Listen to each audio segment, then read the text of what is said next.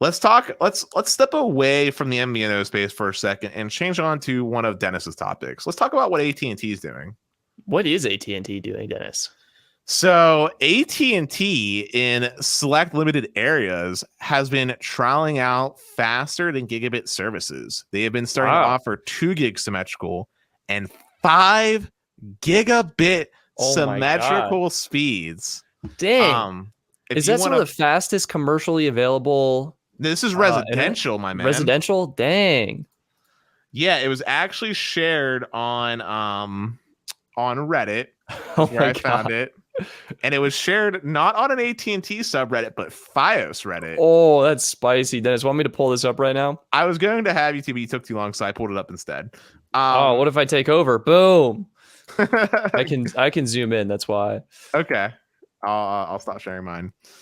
But yeah, so $180 a month gets you 5 gigabit symmetrical, which sounds like a lot of money until you remember that Comcast charges $300 for 3 gig symmetrical. Yeah, dang. And the fact that you can get 2 gig speed for 110, that's outstanding. And it's truly symmetrical. It's not like Google Fiber where they're giving you 2 gig down, 1 gig up. It's 2 gig symmetrical. And in fact, it's 5 gig symmetrical. This is insane, Dennis. Yes. I also love how they're throwing in HBO Max. They're throwing HBO Max into literally everything they can right now. Yeah, I'm going to be honest about 2 things, though. One is that I am happy that this is doing it because in the future, there's going to be use cases for people out there, I'm sure. But on the second point of honesty, there's no reason for anybody to sign up for these plans, in my personal opinion. None whatsoever.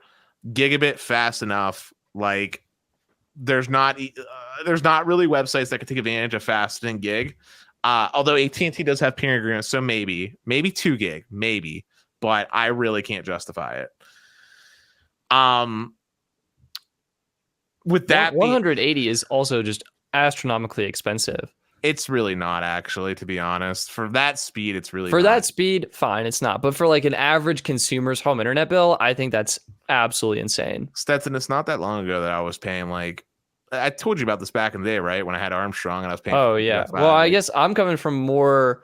You're coming from the world where you lived in a nice, healthy, productive, competitive environment. Suburban market. We had Fios. It was like $70, $80 a month. Like anything that starts to get over 100, I feel is expensive. Oh, man. You should pay Comcast no promo pricing, man. You're over $100 for gig with them. It's like I want to say it's like 115, 120. Yeah. But anyway, long story short, this is really cool.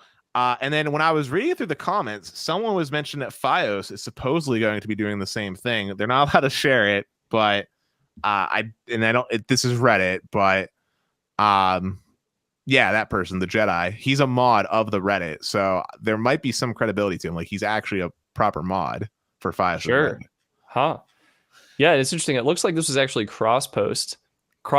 So originally posted on AT&T and then cross-posted in the Fios subreddit. Well, I didn't necessarily catch that. I found it originally on the Fios Reddit. So, but this is pretty cool stuff.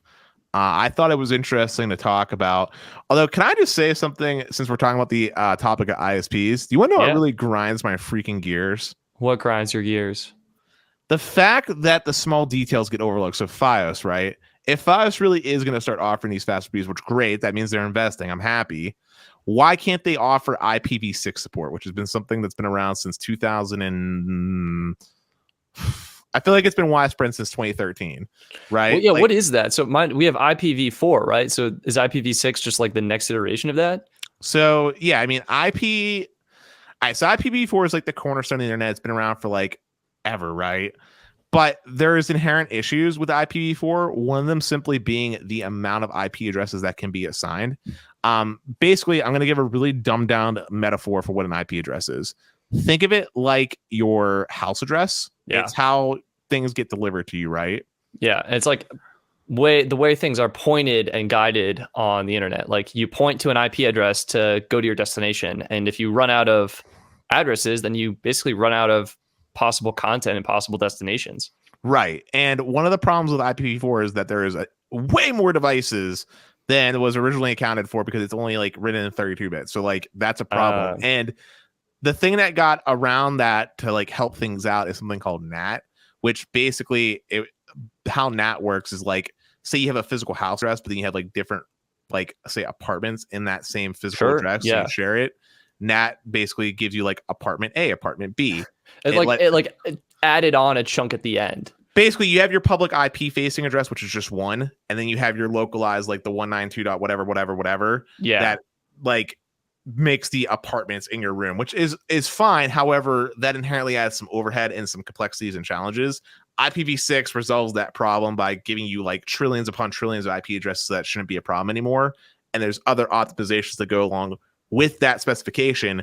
And I find it hilarious that Fios doesn't support it because Comcast and other cable operators have been supporting IPv6 since the deployment of DOCSIS 3.0, which is why I said the year 2013 is when it became widespread, because DOCSIS 3.0 is... Dude, that is ridiculous. What is Fios doing? Verizon got to get on that. So yeah, cable ops doing something ahead. Very small, very simple, but there's also security issues too that go with natting because it interrupts certain...